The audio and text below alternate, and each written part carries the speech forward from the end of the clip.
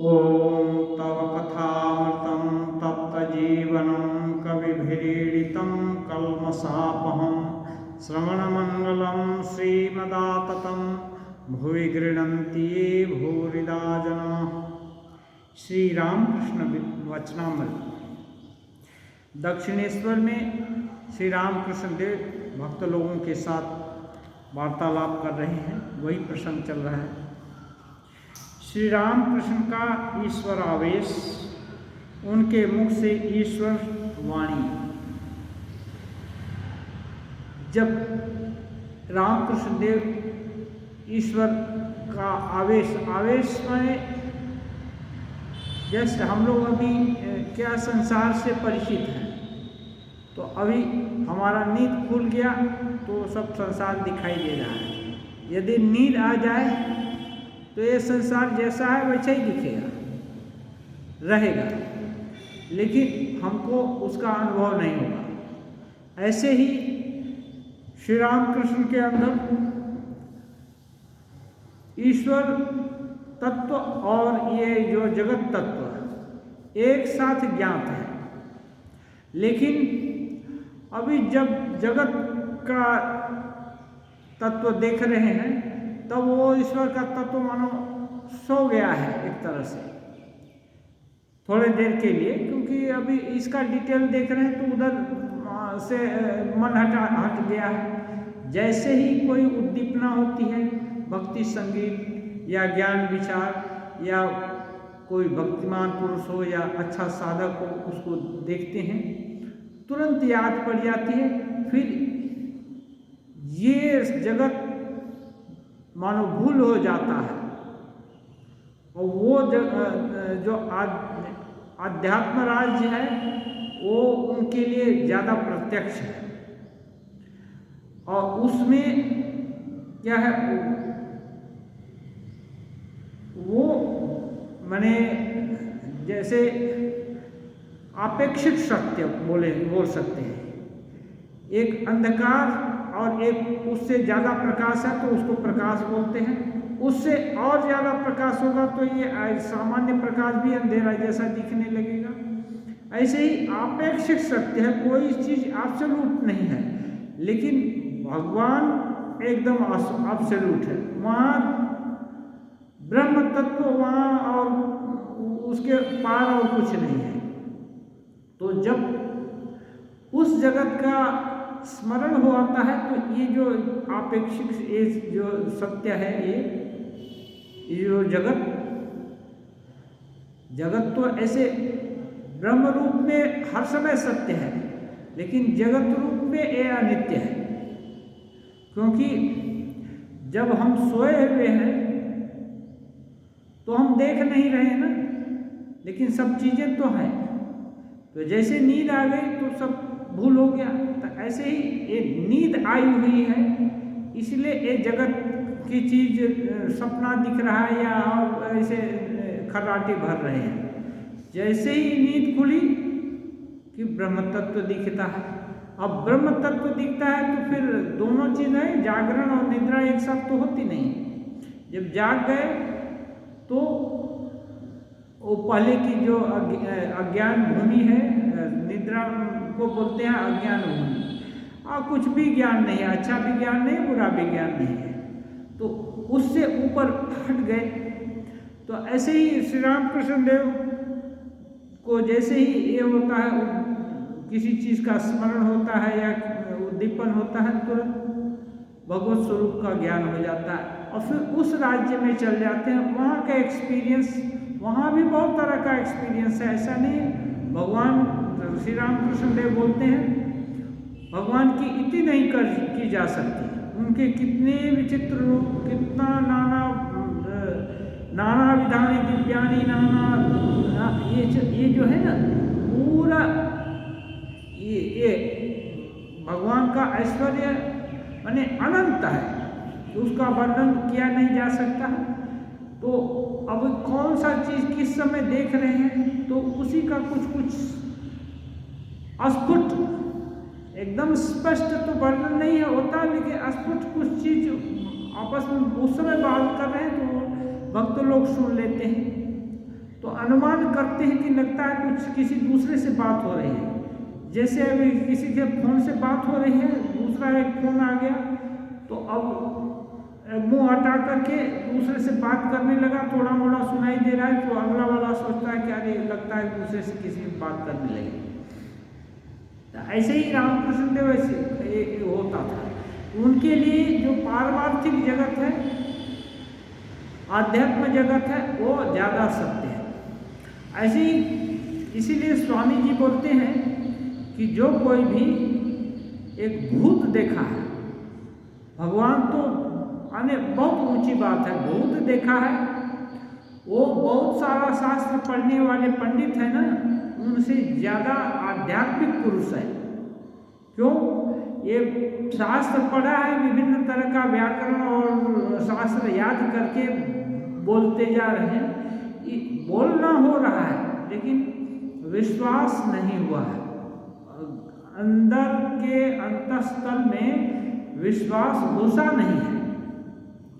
वो बार बार सुन रहे हैं और ये चीज़ पढ़ा है, या गीता में यहाँ, भागवत में यहाँ, या दूसरे पुराण में, या महापुरुष लोग ये बोले हैं, लेकिन भीतर में कुछ भी न में भांति किंचित। लेकिन जो भूत देख लिया है वो एक डायमेंशन उसका खुल गया, वो दूसरा जो दिक है बोलते हैं, वो जो दूसरी शक्ति की अवधारणा हो गई है। तो यदि वो उसको समझ में आ रहा है कि नहीं, इस जगत को छोड़कर और एक दूसरा जगत है, तो उससे उत्कृष्ट जगत को ही वो जान गया है, तो ये भी कल्पना कर सकता है इससे भी अच्छा उत्कृष्ट जगत कोई हो सकता है। तो इसलिए वो उसको जो है वो आध्यात्मिक पुरुष ज़्यादा मात्रा में होगा अन्य केवल बात करने वालों से। तो अभी यही प्रसंग है।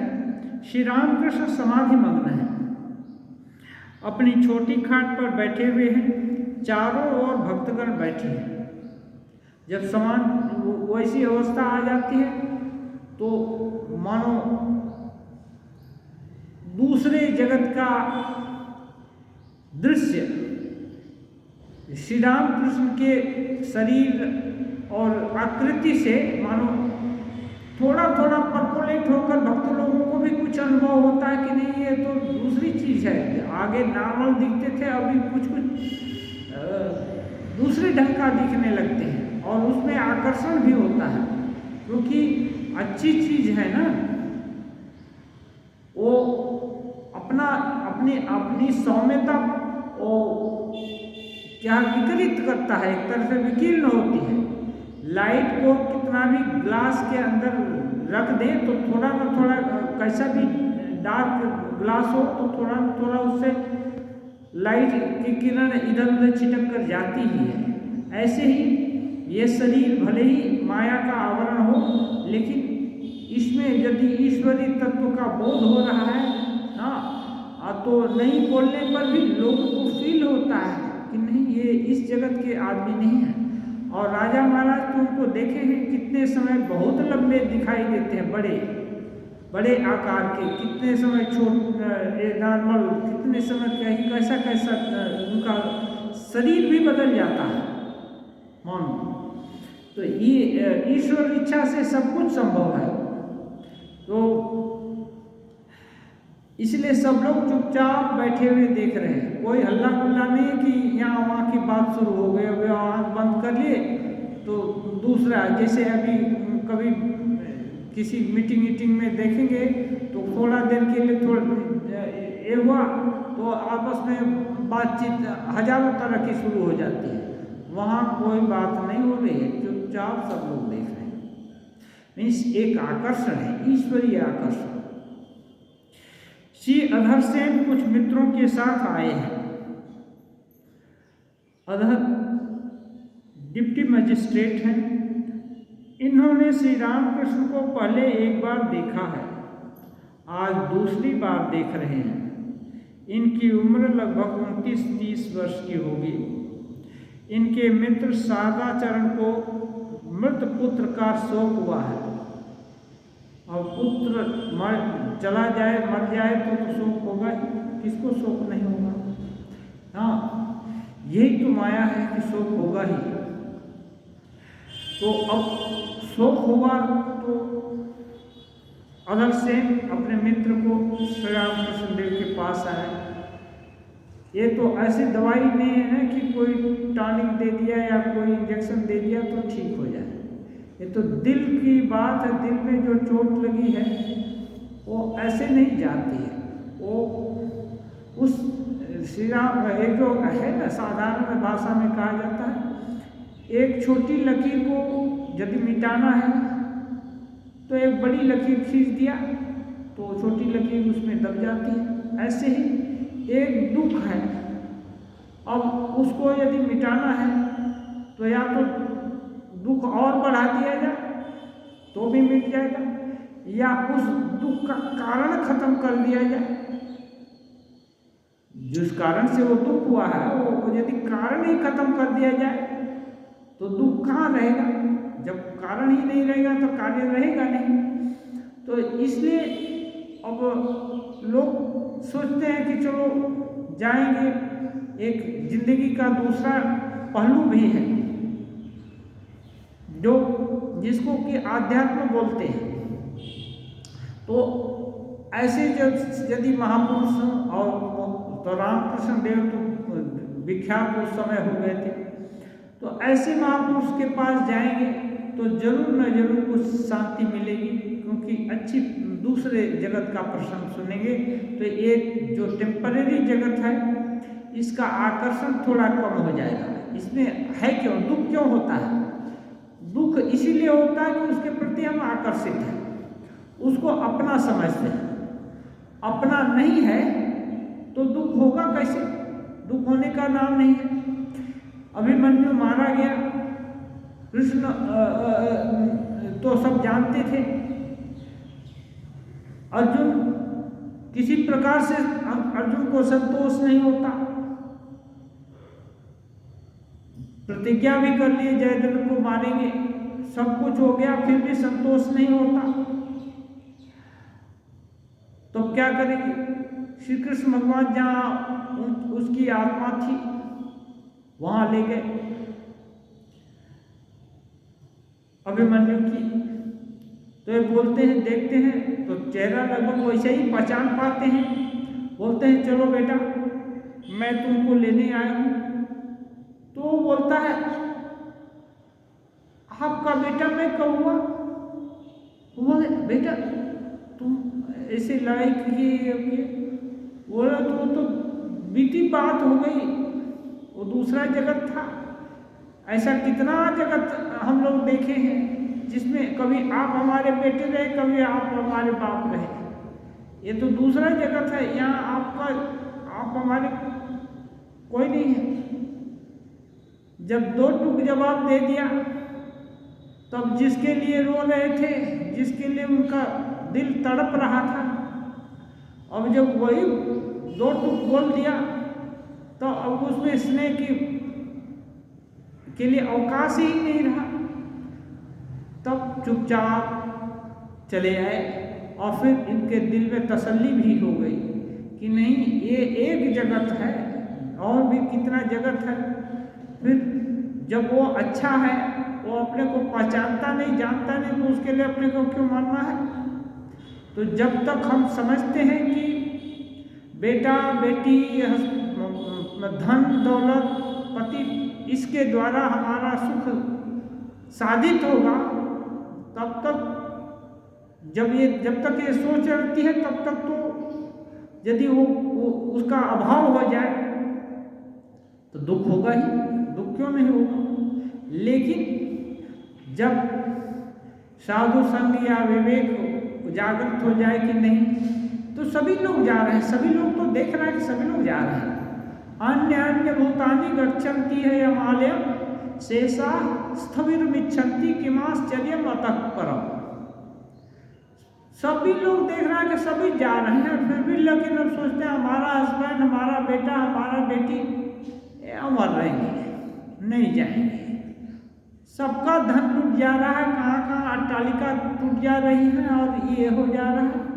हम एकदम चिरस्थायी रहेंगे। तो चिरस्थायी कैसे रहेंगे? चिरस्थायी रहना संभव नहीं है, क्योंकि ये जो है संसार तो चलता है ना, ये चलने के नाम को संसार बोलते हैं। सम्यक सरति,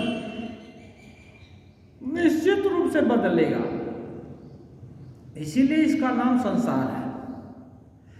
तो बदल रहा है तो फिर कैसे एक रहेगा? कुछ ना कुछ तो बदले होगा। तो फिर क्या हो, कैसे इसके से कैसे जो दुख हो रहा है इसके कारण, इसके अभाव के कारण जो दुख हो रहा है, जो चीज़ अभी था वो चीज़ हट गया तो उसका अभाव होता है। तो वो अभाव के कारण जो दुख हो रहा है, अब उसको कैसे मिटाया जाए? तो यदि उससे बड़ा कोई ऐसा चीज मिल जाए जिससे कि ये जो अभाव अभी वर्तमान में हुआ है वो अभाव नगण्य हो जाए, तब तो दुख का कारण ही नहीं रहेगा। किसी का 10 रुपया यदि खो गया और उसको 10 लाख रुपया मिल गया तो अभी 10 रुपये के लिए माथा पीटेगा क्या?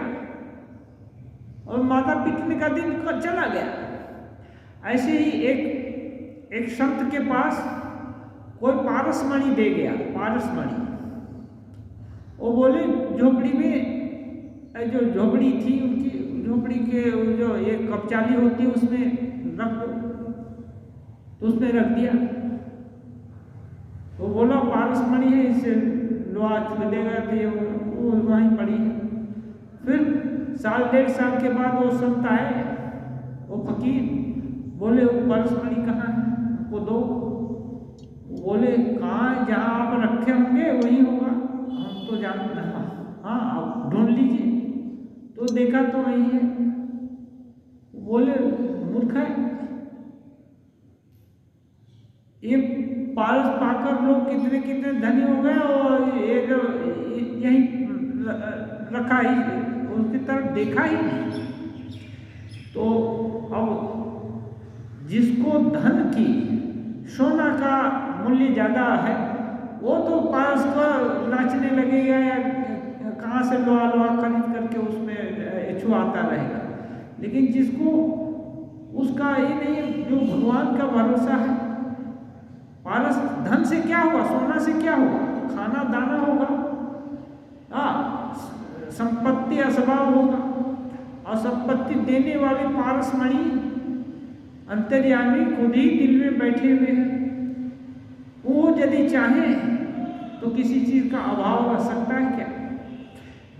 जो संत ऐसा जानता है कि अंतर्यामी उनके हैं और वो उनका है, फिर उसको पत्थर की क्या भरोसा होगी?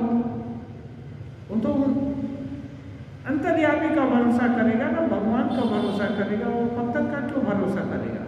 तो पत्थर से भी ज्यादा कीमती चीजों पा लिया है तो फिर क्यों करेगा इसका?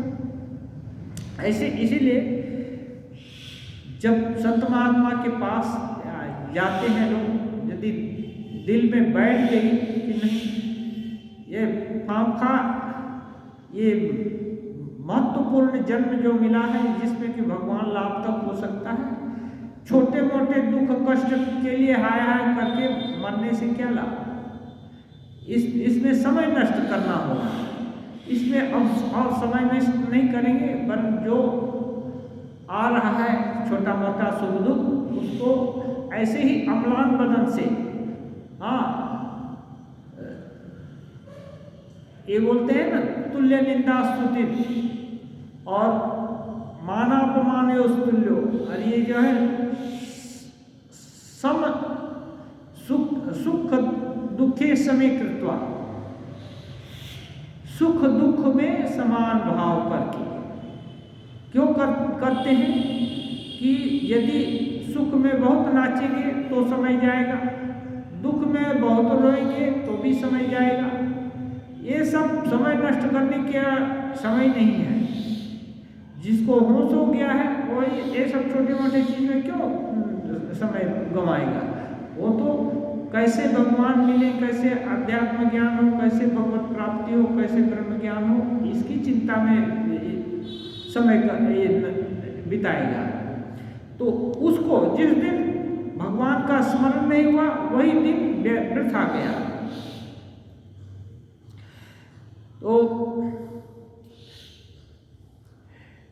कह रहे हैं इन्होंने श्री रामकृष्ण को एक बार देखा है, आज दूसरी बार देख रहे हैं। इनकी उम्र लगभग 29-30 वर्ष की होगी। इनके मित्र शारदाचरण को मृत पुत्र का शोक हुआ है। ये स्कूलों के डिप्टी इंस्पेक्टर रह चुके हैं। जिनको पुत्र का शोक हुआ है, ये स्कूल का डिप्टी इंस्पेक्टर रह चुके हैं। अब पेंशन ले ली है। अब बेटा मर गया तो पेंशन ले लिए, मैंने रिटायरमेंट ले ली। साधन भजन पहले से कर रहे हैं, अब दिल को बहलाने के लिए भी साधन भजन कर रहे हैं। क्या करेंगे? जो था लड़का चला गया। बड़े लड़के का देहांत हो जाने से किसी तरह मन को सांत्वना नहीं मिलती। मनाते हैं भजन करके, रिटायरमेंट भी ले लिए, फिर भी दिल नहीं मानता।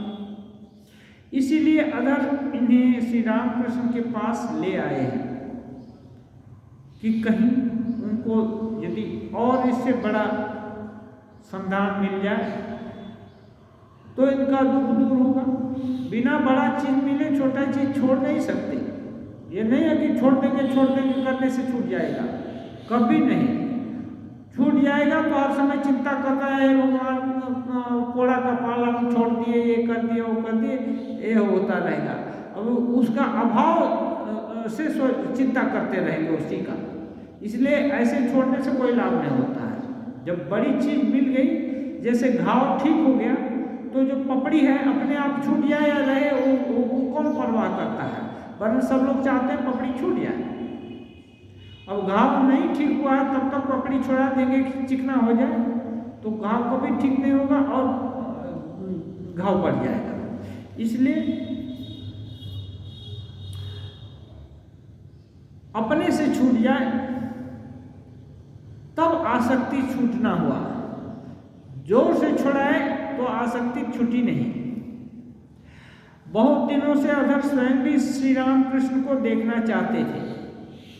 श्री रामकृष्ण की समाधि टूटी, आंखें खोलकर आपने देखा कमरे भर के लोग आपकी ओर ताक रहे हैं। उस समय आप अपने आप कुछ कहने लगे।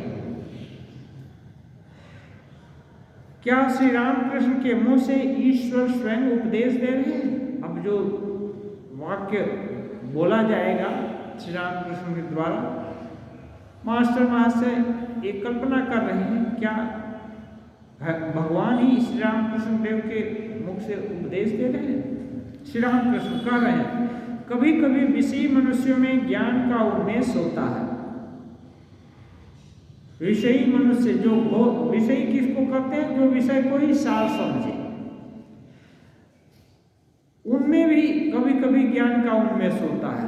वह दीप शिखा की तरह दीप पड़ता है। दीपक है, थोड़ा प्रकाश दिखा टिम टिम करके होता है, ऐसे दीप पड़ता है वो ज्ञान। नहीं, सूर्य की किरण की तरह।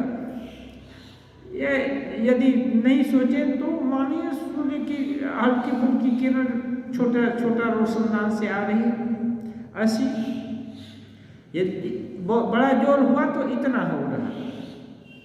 छेद के भीतर से मानो किरण निकल रही है। विषयी मनुष्य और ईश्वर का नाम। श्री रामकृष्ण देव कह रहे हैं, विषयी मनुष्य और ईश्वर का नाम ये कभी संभव है?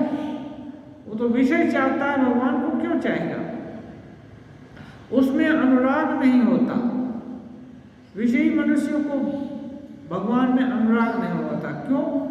भगवान का पल्ला है ना हल्का है, विषय का पल्ला भारी है। जो भारी पल्ला रहेगा वो तो झुकेगा। जैसे बालक कहता है, तुझे भगवान की कसम।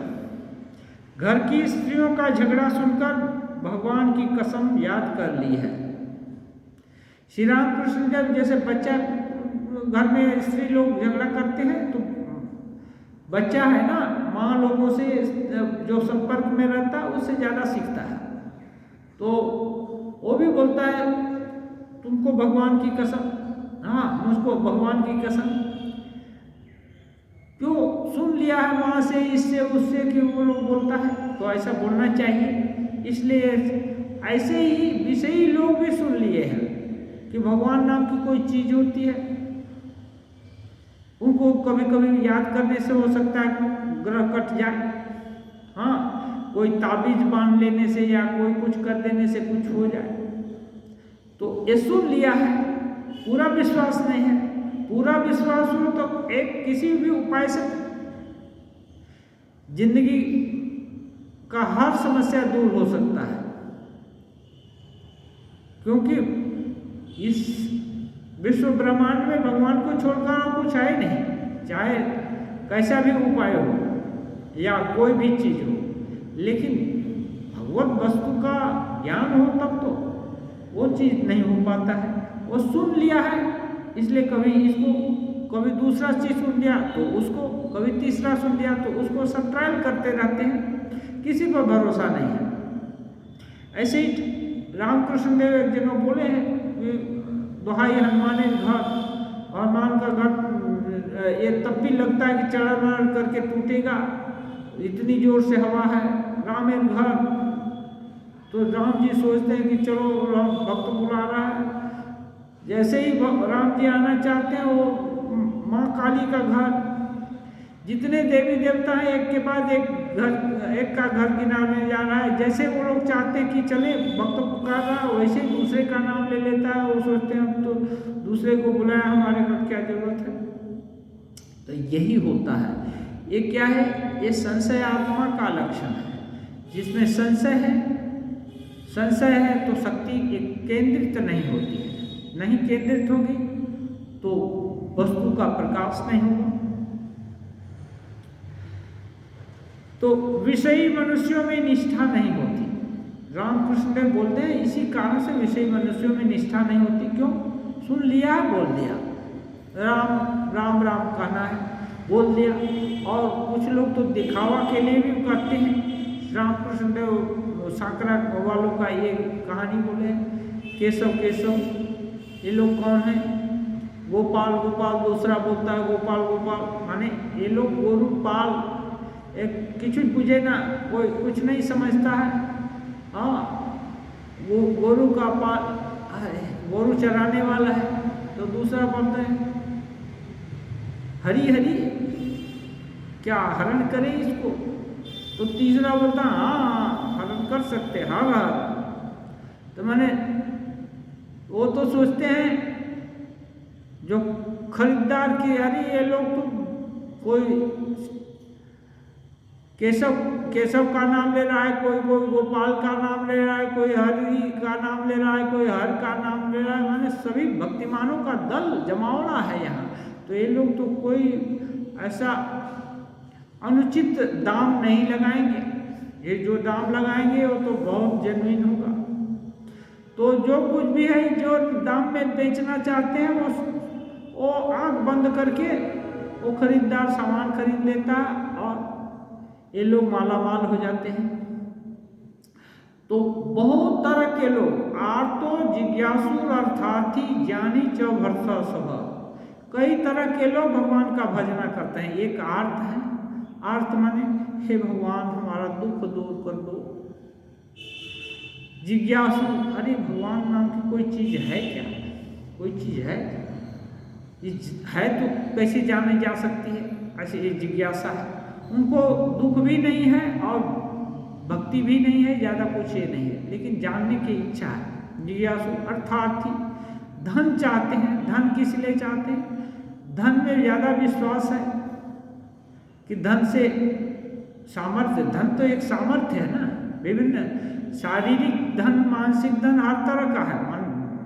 मानसिक बल हो तो उससे ये जो सोना बहुत खरीदा जा सकता है। तो कोई प्रकार का धन एक सामर्थ्य है। तो ये आर्तो जिज्ञासु अर्थार्थी ज्ञानी च भरता सब, और एक है ज्ञानी, वो जो जान लिया है दिल से, पूरे उसका होल बीइंग्स जान लिया है कि नहीं भगवान को छोड़कर इस दुनिया में है क्या, सार वही है। तो वो भी भगवान को चाहता है और उनकी भजना करता है।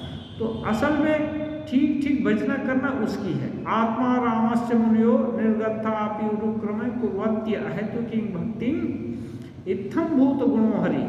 आत्मा रामस्य मुनियो, जो मुनि लोग हैं ना, आत्मा राम है, मैं अपने में तृप्त हो गए हैं, ऐसे ऐसे मुनि भी निर्ग्रंथा, उनको हृदय की गांठ कट चुकी है, माने कोई संशय नहीं है, संशय विपर्य कुछ नहीं है। निर्ग्रंथा अपि उरुक्रमे, उसके बाद भी, उरुक्रम माने विष्णु भगवान की अहेतु की भक्ति करते हैं। अहेतु की भक्ति माने कुछ नहीं चाहिए फिर भी आपको चाहते हैं। तुम हमें चाहो न चाहो, हम तो चाहेंगे जरूर। रमे उल्फत जिस तरह होगा निभाएंगे जरूर। हाँ, तुम हमको नहीं चाहो कोई बात नहीं, तुम्हारी बात है, हम लेकिन तुमको चाहते हैं। क्यों? क्योंकि तुम्हारे को छोड़कर और कुछ दुनिया में है नहीं जो कि चाहने योग्य हो, इसलिए हम तुम्हारे को ही चाहते हैं, तुमको ही चाहेंगे, तुम चाहे जो मर्जी करो। इसको न अन्य अनन्य, तो ऐसी भक्ति होती है। तो ये भक्ति विषयी लोगों को नहीं हो पाती, क्योंकि जिसमें मूल्य बोध ज़्यादा होगा उसी की तरफ तो आकर्षण होगा, उसी की सोच होगी, तो वो इसी सोच बनती है। चाकू कहते हैं हुआ हुआ, न हुआ तो न सही। विषयी लोगों का इच्छा है, भगवान का नाम लिया, कृपा किए तो किए, नहीं किए तो कोई बात नहीं है, अपने पास माल तो पड़ा है, बस। पानी की जरूरत है, कुआं खोद रहा है, खोदते खोदते जैसे ही कंकड़ निकला कि बस उस जगह को छोड़ दी, दूसरी जगह खोदने लगा, लो वहाँ भी बालू ही बालू निकल रही है, बस उसको जगह को भी छोड़ दिया। जहाँ खोदना आरंभ किया वहीं जब खोदता रहे तब तो पानी निकलेगा। एक जगह कुछ बाधा आ गई, उसको छोड़ दिया, दूसरी जगह खोदना शुरू किया। तो कहने का मतलब लक्ष्य बदलता रहता है। लक्ष्य इसलिए बदलता है, उसमें पूरा विश्वास नहीं होता। पूरा विश्वास हो तब तो लगा रहेगा। जैसे खानदानी किसान की बात बोलते हैं, कभी अकाल पड़ गया तब भी अगले साल जैसे भी वो आधा पेट खाकर भी कुछ अनाज बचा कर रखेगा जिसे बुनेगा इसके लिए। तो कितने साल, कभी कभी ये जो कीड़े मकोड़े खा गए, कभी कुछ बाढ़ आ गई, कभी कुछ हो गया, तब भी खानदानी किसान छोड़ता नहीं है। तो ऐसे ही जो सही सही भक्त हैं या ज्ञानी हैं या साधक हैं, वो जन्म जन्म भी तपस्या करना होगा, वो कुछ नहीं है। एक जन्म भगवान के लिए, एक जन्म कुछ भी नहीं है। जन्म जन्म यदि साधना करनी हो तब भी उसका मूल्य बहुत थोड़ा है। भगवान लाभ इतनी बड़ी वस्तु है कि उसके लिए थोड़ा ये सब जो जितना भी कष्ट है बहुत कम है। ऐसा जिसको ज्ञान हो गया है और तो वो अनमोल वस्तु के लिए प्रयास जरूर करेगा। श्री रामकृष्ण देव कहते हैं, जीव जैसे कर्म करता है वैसे ही फल भी पाता है। अब यदि विषय का चिंतन करेंगे, विषय को ही सार समझेंगे तो उसी की प्राप्ति होगी। तो जैसा कर्म करेंगे वैसा उसको लाभ होगा। अब ये सोच, इसी भाव को पुष्ट करने के लिए श्री रामकृष्ण देव गाना गाते हैं, माँ श्यामा दोष किसी का नहीं, मैं अपने ही हाथों से खोदे हुए कुएं के पानी में डूब रहा हूँ। हाँ, मैं अपने ही हाथों से कुआं खोदा और उसी में डूब रहा हूँ। माने खुद ही अपने विचार किया कि यही धन, यही लोग हमारा जीवन साथी रहेगा और इसको छोड़कर हमारी कोई गति नहीं होगी। और कुछ दिन आगे चलते न चलते झगड़ा कलह शुरू हो गया। अब तो इसको क्या कहेंगे? यदि घटक का काम करके दो जन को मेल कराया हो, हाँ, और बहुत रिक्वेस्ट किया हो तो उस पर भी थोड़ा दोषारोपण कर सकते हैं। अपने से ही यदि ठीक किया तो और किसको बोलेगा? हाँ, तो ज़्यादातर चीज़ हम लोग खुद ही चूज करते हैं कि नहीं यही चीज़ सार है, ये चीज़ रोने से हमारा काम बन जाएगा। इसको ये किस लिए होता है? क्योंकि हम लोग शास्त्रीय ढंग से हमारा पालन पोषण नहीं होता, नहीं करते। शास्त्र क्या है? अनुशासन करते हैं एकदम जन्म से ही अंत तक। उसका चलन धीरे कम हो गया है। ऐसा नहीं है कि कोई परिवार नहीं होंगे, अच्छे होंगे। ये जो धरती है ना, रत्न गर्भा है, यहाँ बहुत हर तरह का सैंपल हैं होंगे, लेकिन अधिकांश जगह हमारा पालन पोषण शास्त्रीय ढंग से नहीं होता है। आज जैसे अपने ढंग से पशु पक्षी जन्म लेते हैं, ऐसे आदमी भी जन्मते हैं और बढ़ते हैं। और फिर थोड़ा पढ़ना लिखना क्या है, आजकल का पढ़ना लिखना चरित्र निर्माण के लिए तो नहीं है, केवल किस प्रकार से धन अर्जन किया जाए, और उसका धन का उपयोग लेकिन नहीं मालूम। धन अर्जन करना बहुत लोग जानते हैं, धन का सदुपयोग नहीं जानते। अब सदुपयोग नहीं करेगा तो खराब चीज़ खरीदेगा और उससे उसका भी नुकसान होगा और आसपास के लोगों का भी नुकसान करेगा। तो कर्म का फल मिलता है और फिर पश्चाताप होता है। जब उल्टा फल मिल गया तो सोचता है अरे ये तो बहुत मुश्किल, ये तो गलत चीज चाह लिया। एक कहावत है, एक रेगिस्तान में या एकदम गर्म जगह में एक जन जा रहा है, पैदल जा रहा है, कुछ सामान लिए हुए है। सोचा कि कहीं घोड़ा मिल जाए तो बहुत अच्छा होगा, और मन ही मन प्रार्थना करने लगा, राम जी यदि घोड़ा मिल जाता तो बहुत अच्छा, घोड़ा मिल जाता तो बहुत अच्छा। थोड़े ही देर के बाद एक जो किसी राज कर्मचारी सब दो चार जा रहे थे, उनके पास दो घोड़े थे।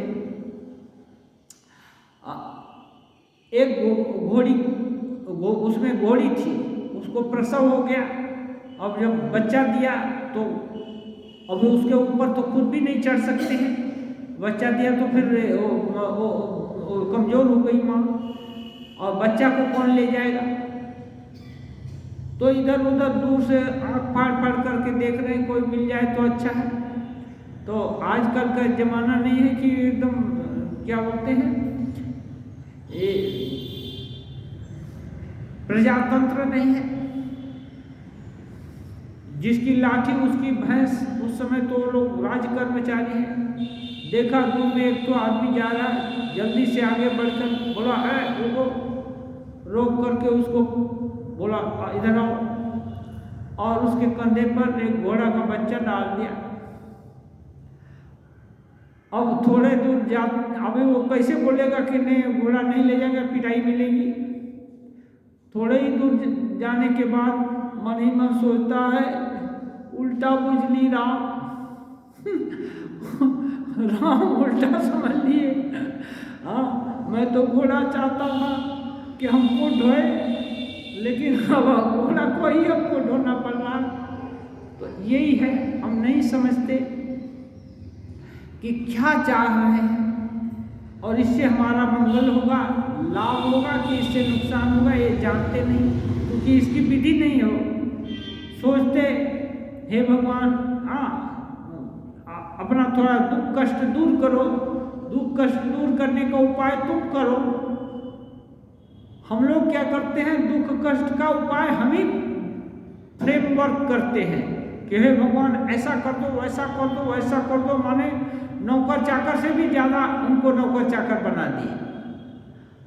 कहाँ भगवान सर्वसमर्थ हैं, सब कुछ कर सकते हैं, वो अपने हैं, तो उनके हाथों में हम अपने को दे दें, उसके बदले हम ही आर्डर देने लगते हैं मन ही मन की ये कर दो वो कर दो, ये नहीं किया वो नहीं किया, ये भगवान क्या कर दिया, हाँ हमारा दुर्गति कर दिया, अमुक कर दिया, कितने तरह का चीज सोचते रहते हैं और हम ही प्लानिंग करते हैं और सोचते हैं वो उसके अनुसार करें। भला भगवान इतने कम बुद्धि वाले हैं क्या?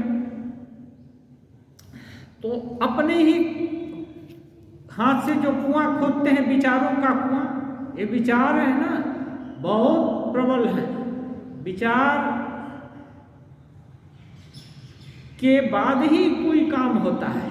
अच्छे विचार हो तो एकदम मुक्ति की तरफ ले जा सकते हैं और खराब हो तो नरक में ढकेल दे सकते हैं। इसलिए अच्छे विचारों का कुआं यदि खोदा तो अमृत निकल सकता है, और नहीं तो फिर वही गर्व और दुख निकलेगा।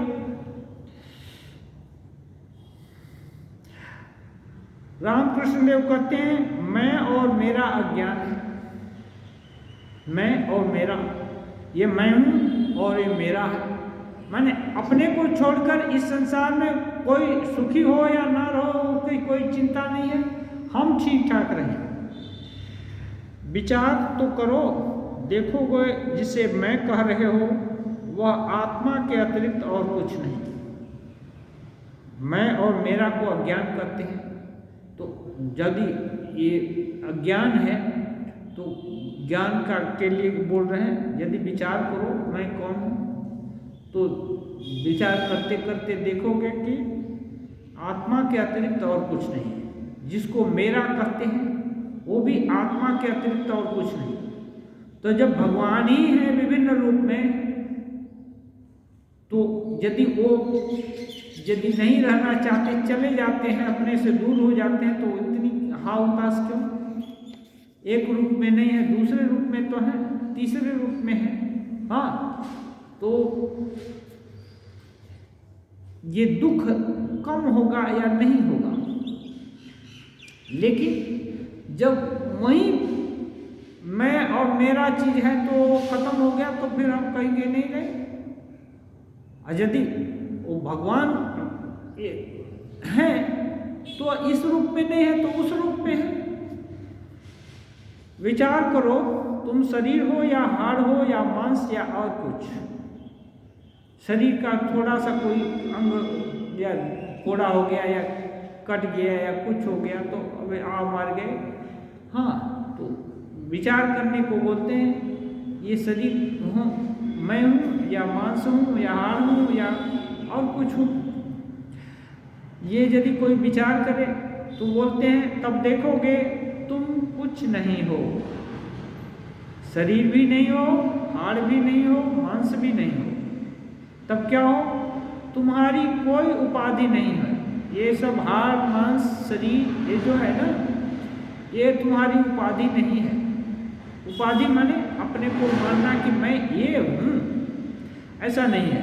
तब क्या? तब कहोगे मैं कुछ भी नहीं किया, मेरे न दोष हैं, न गुण, न पाप, न पुण्य।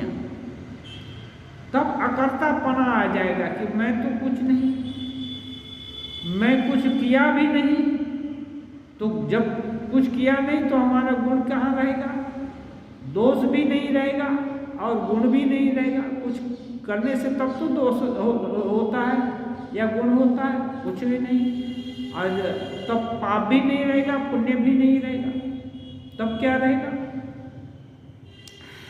कहते हैं यह सोना है और वह पीतल है, ऐसे विचार को अज्ञान कहते हैं, और सब कुछ सोना है इसे ज्ञान कहते हैं, इसे ज्ञान कहते हैं। और पीतल और सोना रखा हुआ है, कैसे बोल देंगे सब सोना है? तब तो दुकानदार बोलेगा अच्छा ठीक है हम सोना ले ये जो है तुम पीतल ले जाओ, आ सोने का दाम दे दो। कौन लेगा? इस जगत में तो कोई लेगा नहीं। हाँ, लेकिन नहीं, ये पारमार्थिक रूप से देखने से जो कोई भी है ईश्वरमय है, ईश्वर का ही बेटा, ईश्वर की ही बेटी, ईश्वर का ही पति, ईश्वर का ही पिता, ईश्वर के ही सब कुछ। तो सब कुछ एक साथ तो भी तो जाता नहीं है, कोई कोई तो रहता है। सगा संबंधी, आसपास के पड़ोस के लोग सभी तो कुछ ना कोई तो रहता है, एक साथ सब लोग तो कभी नहीं जाता है।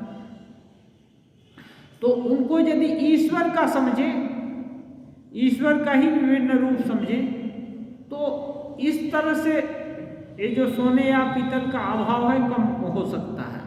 हाँ, ईश्वर में सोचने से।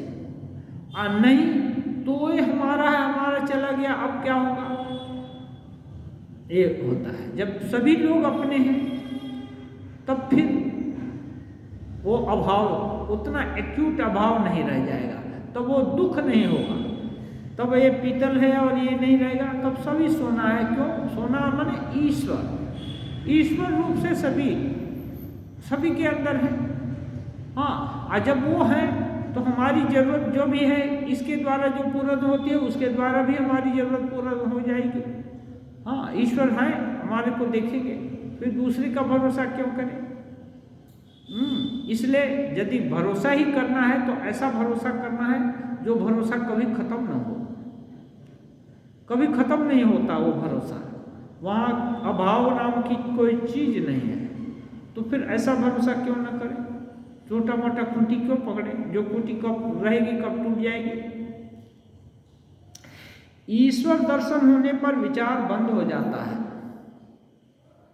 अब ये जो लोहे पीतल का विचार तब तक होता है जबकि अभाव रहता है। जिसके पास सोने का भी अभाव नहीं है, पीतल का भी अभाव नहीं, किसी चीज का अभाव नहीं, वो कैसे हो सकता है बिना अभाव वाला आदमी? तभी हो सकता है वो जहाँ जाए उसके लिए हर चीज जुट जाए अपने आप, उसकी इतनी मान्यता हो कि उसके लिए हर कुछ जुट जाए। फिर उसको घर में रखना, तिजोरी में रखना, बैंक में रखने का क्या जरूरत?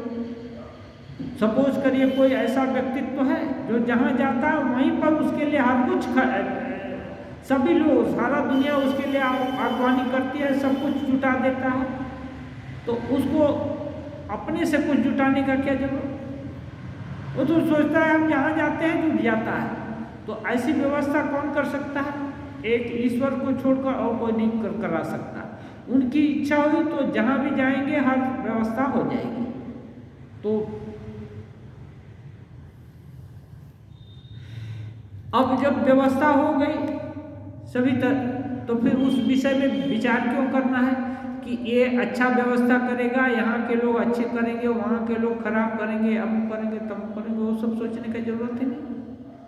तो ऐसे ही इसीलिए विचार बंद हो जाता है। विचार तो तब रहता है जबकि अच्छा बुरा का विवेक करना है, बंद हो जाता है। फिर बोलते हैं फिर ऐसा भी है कि कोई ईश्वर लाभ करके भी विचार करता है। अब मान लीजिए कोई ऐसा महापुरुष हो गया जिसके लिए सभी जगह तो ठीक ठाक सब व्यवस्था कर रहे हैं, सब भी व्यवस्था ठीक ठाक हो रहा है, लेकिन पूरे समाज के लिए तो वो व्यवस्था तो नहीं करते। हो जाता है तो सब जगह व्यवस्था हो जाती है, सबके लिए तो होता नहीं। तो उसको यदि जानकारी है कि ऐसा भी है, हमारे लिए तो दौड़ रहे हैं इतने लोग, लेकिन उनके घर में माँ पिताजी पड़े हुए हैं, उसको पता ही नहीं दे रहा है। तो ऐसे महापुरुष लोग को बाध्य होकर बोलना पड़ता है कि देखो ये ठीक नहीं कर रहे। तो ये क्यों ऐसा बोलना होता है? जगत कल्याण की इच्छा से। जब जगत कल्याण की इच्छा होती है कि लोगों का कल्याण हो, तो भले ही ब्रह्म ज्ञान या ईश्वर लाभ होने के बाद अपने में मस्ती आ गई, फिर भी सोचते हैं अरे हमारा तो जो होना था सब हो गया, लेकिन ये लोग तो अज्ञान अंधकार में किलबिल कर रहे हैं। जैसे रामकृष्ण देव बोले थे माँ शारदा को, कलकत्ता के लोग किलबिला रहे हैं काम अज्ञान के अंदर, उनको थोड़ा देखना। तो माँ बोलती हैं कि मैं स्त्री जाति क्या देखूंगी, लेकिन ये तो बोलने के लिए बोलती है, लेकिन ठाकुर बोले नहीं, इसने क्या किया, तुमको और ज़्यादा करना होगा। तो फिर प्रतिवाद नहीं की, क्योंकि जब ये कराना चाहते हैं, बात क्या है, जो समर्थ लोग हैं वो अपने से अपना ऐश्वर्य प्रकाशित नहीं करना चाहते, अपना अभिमान नहीं लाना चाहते कि मैं इतना समर्थ हूँ वो ये करूँ। सामान्य लोग मैं ज़्यादा करते हैं। तो जब रामकृष्ण देव का ये हुआ कि नहीं तुमको ज़्यादा करना होगा, तो फिर बाद में चुप हो गए, किया भी। इसलिए जब करुणा होती है कि नहीं अन्यों का क्या होगा, तब वो लोग फिर विचार करते हैं। विचार नहीं करेंगे तो कैसे किसको क्या बोलना है। एक बार सबको ब्रह्म ज्ञान तो देने से सब लोग धारण नहीं कर सकता, लेगा नहीं, तो इनको कैसे दिया जाएगा, उसको थोड़ा तो विचार होगा।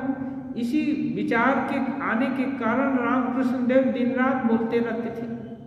जो भी आता धर्म पिपासु सबसे बातचीत करते, सबको सलाह देते, किसी को गाना सुनाते, किसी को विभिन्न तरह से उपदेश देते। कितना बार उनको कुछ नहीं चाहिए, फिर भी घोड़ा गाड़ी इसे वैसे करके रात रात को जाते, यहाँ वहाँ, इसके घर उसके घर, उधर के भक्त लोग उनको देखेंगे और वहाँ भक्तों का जमावड़ा होगा। तो ये भी है कि तब विचार होता है। कहते हैं कोई भक्ति लेकर रहता है, उनका नाम गुणगान करता है। कोई भक्ति लेकर रहता है, उनका गुणगान करता है। कोई अभी क्या करेंगे, इसलिए बोलते हैं आत्मारामश्च मुनियो निर्ग्रंथा अपि उरुक्रमे कुर्वन्ति अहेतुकीं भक्तिं इत्थं भूत गुणो हरि। ये जो आत्माराम मुनि हैं, भगवान का ऐसा ही गुण है कि जो मुक्त हो गए हैं वो भी भगवान को प्यारे लगते हैं। भगवान का प्यार खत्म नहीं होता है, वो अच्छे ही लगते हैं। हाँ, इसलिए उनका गुणगान, नाम गुणगान करके रहता है। और क्या लेकर रहेंगे। कहते हैं बच्चा तभी तक रोता है जब तक उसे माता का दूध पीने को नहीं मिलता।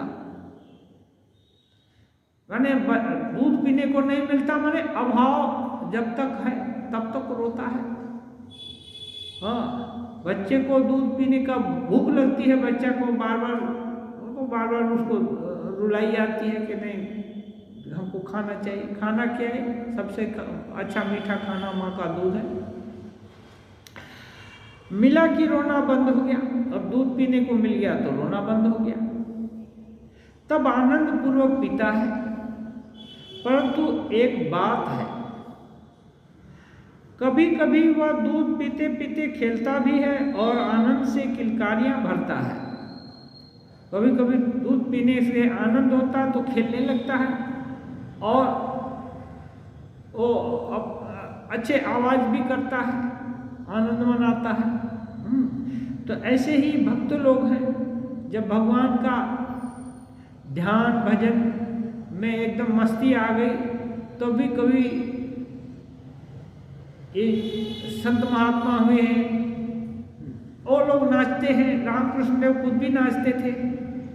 नरसिंह मेहता, ये क्या है, नामिया, ये क्या है, नामदेव और बहुत सारे संत महात्मा हुए हैं। कीर्तन भी करते हैं ना, अपना ये चैतन्य महाप्रभु पूरा कीर्तन का दल। तो ये क्या है, ये स्वभाव बन जाता है, ये आनंद आता है। खुद भी कीर्तन करने से भगवत स्फुरण होता है, स्वरूप का बोध होता है और दूसरों को भी इससे चैतन्य होता है एक साथ। इसलिए किलकारियां भरते हैं। वे ही सब कुछ हुए हैं, ये सिद्धांत वाक्य है, सार बात है। वे ही सब कुछ हुए हैं, माने ईश्वर ही सब कुछ हुए हैं। जितना भी सुख दुख भेद विभाग जीव, जितने भी तरह के जीव जंतु हैं, सब वही हुए हैं। परंतु मनुष्य में उनका प्रकाश अधिक है। सब कुछ वह है, वे है, कहाँ कम प्रकाश, कहाँ ज्यादा प्रकाश, कहाँ ये है। तो बोलते हैं सभी जीवों से ज्यादा प्रकाश मनुष्य में है।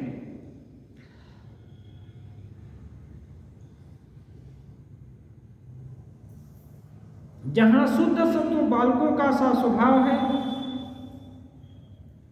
कि कभी हंसता है, कभी रोता है, कभी नाचता है, कभी गाता है, वहां वे प्रत्यक्ष भाव से रहते हैं। मनुष्यों में उनका प्रकाश ज्यादा है, फिर भी एक मापकाठी दे रहे हैं जहां माने जो जिस व्यक्ति में बच्चों का सा स्वभाव है। बच्चे का स्वभाव क्या है? कभी कीमती चीज 2 पैसे के खिलौने पर भी दे देता है और वो खिलौना लेकर खुश हो जाता है। हाँ, तो ऐसा होता है। कभी हंसता है, अपने से ही प्रसन्न होता है, कभी रोता भी है, कभी नाचता भी है, कभी गाता भी है। हाँ, माने अपने में विभोर है, विभिन्न क्रियाकलाप होता है, लेकिन किसी में आसक्त नहीं है।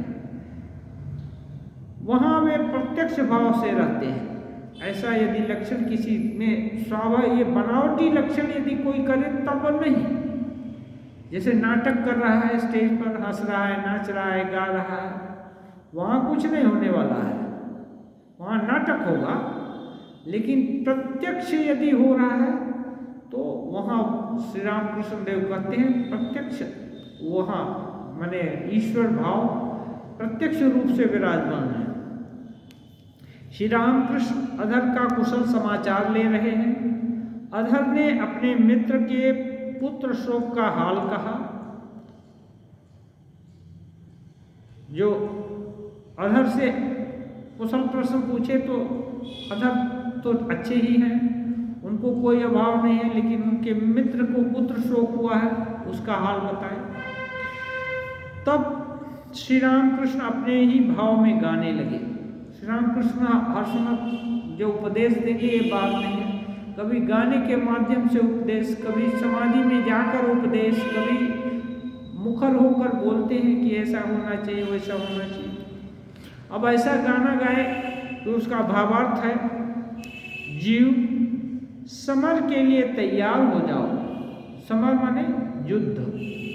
जीव को ये कह रहे हैं, एक तरह से जगा रहे हैं कि जीव जाग जाओ, युद्ध करना पड़ेगा, क्योंकि यदि युद्ध नहीं करेगा तो मारा जाएगा। रण के वेश में काल तुम्हारे घर में घुस रहा है। माने लड़ाई कौन कर रहा है? काल तुम्हारे घर में घुस रहा है, माने तुमको ले जाएगा, ग्रसित करेगा। हाँ, मैं इस काल कवलित हो जाओगे। भक्ति रथ पर चढ़कर, अब लड़ाई करने के लिए कुछ साधन इकट्ठा करने पड़ते हैं, तो भक्ति रस, भगवान की भक्ति, ईश्वर भक्ति, इस रथ पर चढ़ जाओ। हाँ, तब क्या होगा? वो जहाँ मर्जी वहाँ, वो जहाँ जरूरत होगा वहाँ जिस एंगल से मार करना होगा, युद्ध करना होगा, वहाँ ये रथ पहुँचा देगा तुम्हारे को। ज्ञान पूर्ण लेकर, ज्ञान क्या है? सत और असत का विवेक, ये ज्ञान है। तूर्ण माने जिसमें कि बाण वाण रखते हैं, वो ले लो। हाँ, माने जो कोई भी भाव आएगा कहाँ रहेगा? ज्ञान की तूर्ण के अंदर रहेगा, तो वो ज्ञान से पुष्ट रहेगा। वो जो कोई भी भाव होगा। रसना धनुष में प्रेम का गुण लगाओ। रसना, रसना को धनुष, रसना माने जीवा, इसको मानो धनुष बना रहे हैं, और इसमें प्रेम का गुण। प्रेम क्या है? यदि भगवान प्रेम हो जाए तो रसना है ना, एकदम भगवत प्रेम में मस्त हो जाएगी। हाँ, तो गुण क्या है? गुण माने रस्सी। तो प्रेम की रस्सी, ये जिह्वा धनुष हो गई और उस पर प्रेम की रस्सी बांध दी गई और बोल रहे हैं ब्रह्ममयी के नाम रूपी ब्रह्मास्त्र का संधान करो। अब ब्रह्ममयी अब रचना रेडी है, धनुष रेडी है और उस पर प्रेम का रस्सी बांध दिया गया और उस पर ब्रह्ममयी का नाम माने माँ काली का नाम, उस पर संधान करो। अब ऐसे संधान करेगा तो काल है ना, काल को मार गिराए। ये जो है ब्रह्मास्त्र है ना, ब्रह्मास्त्र अजय अस्त्र है, वो काल को गिरा देगा। कैसे गिराएगा?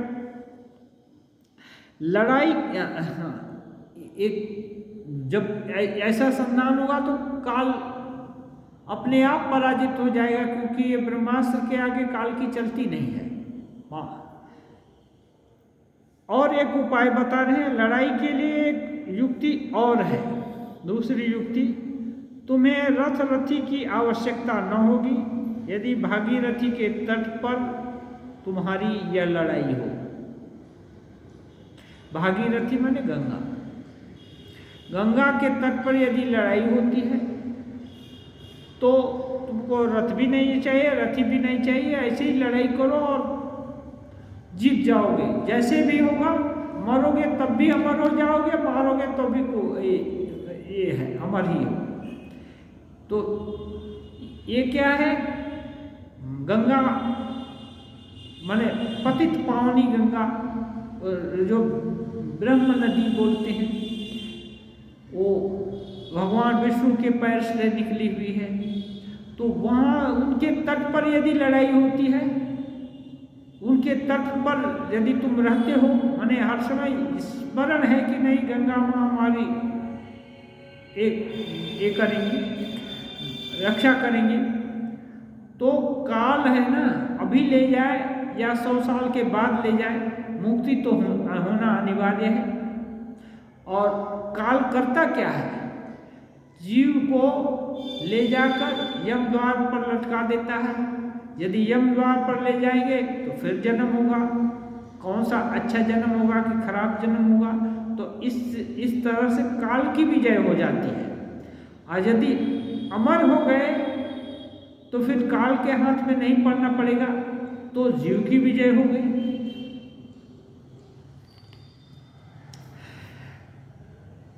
और कह रहे हैं क्या करोगे? इस काल के लिए तैयार हो जाओ।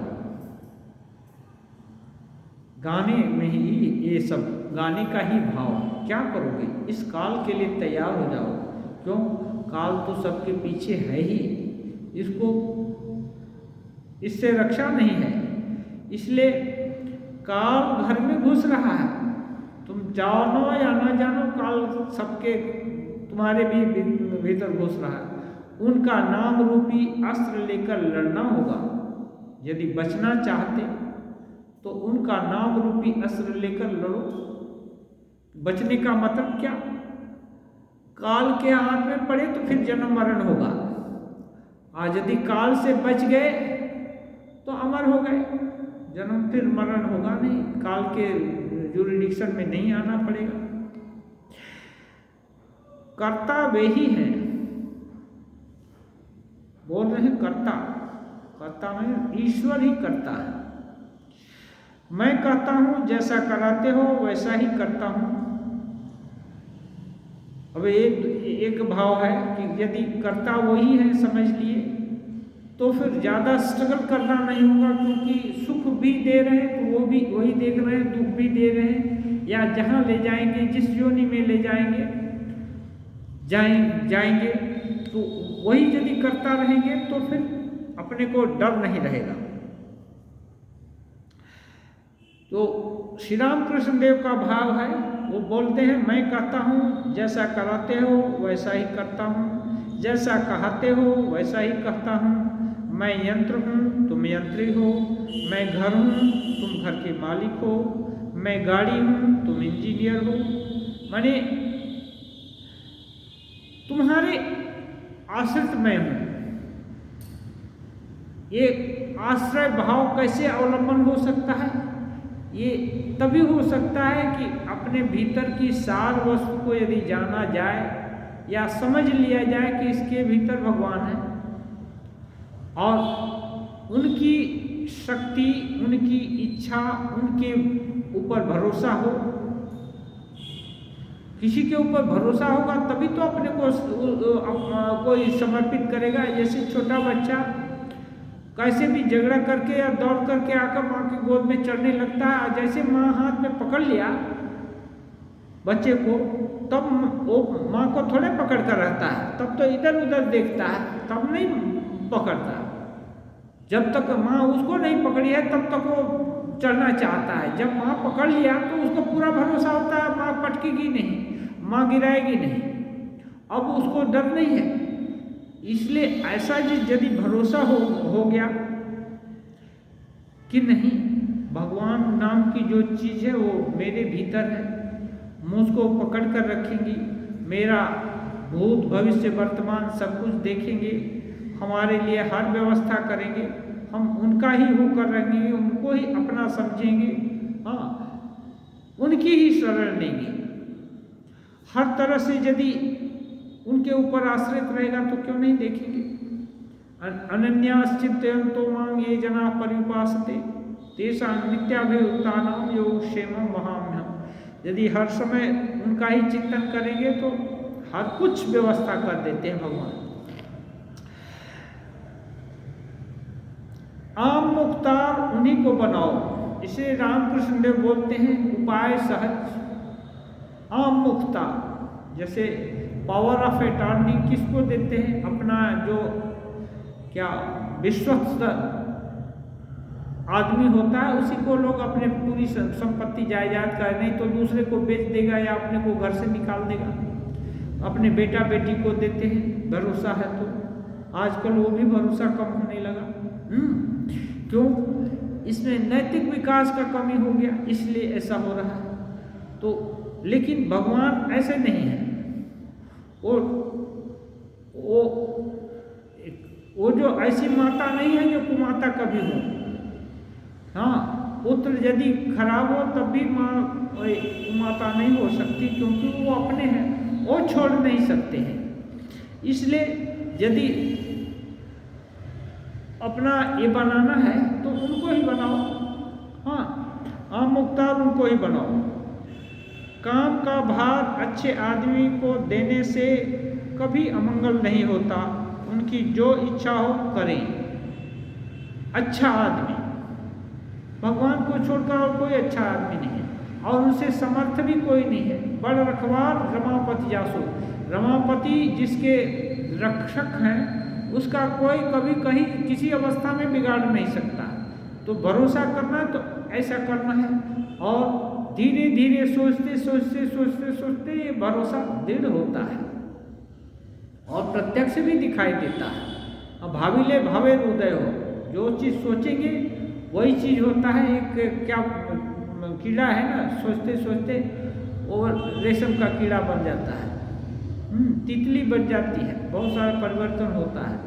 तो और सोचते से ठाकुर के लेज थोड़ा सा लेज हो गया था, ये जो है ना पूछ का फॉर्मेशन था। आदमी जैसी भावना वैसी लाभ हो जाता है। तो इसलिए उनको यदि अपना आम मुख्तार बनाया तो काम बन जाएगा। आज पूरा हुआ ना। ओम निरंजनम नित्यम अनंत रूपम भक्तानुकंपाधृत विग्रहम वै ईशावतारं परमेशमेड्यं तं राम कृष्णं शीर्षा नमामि।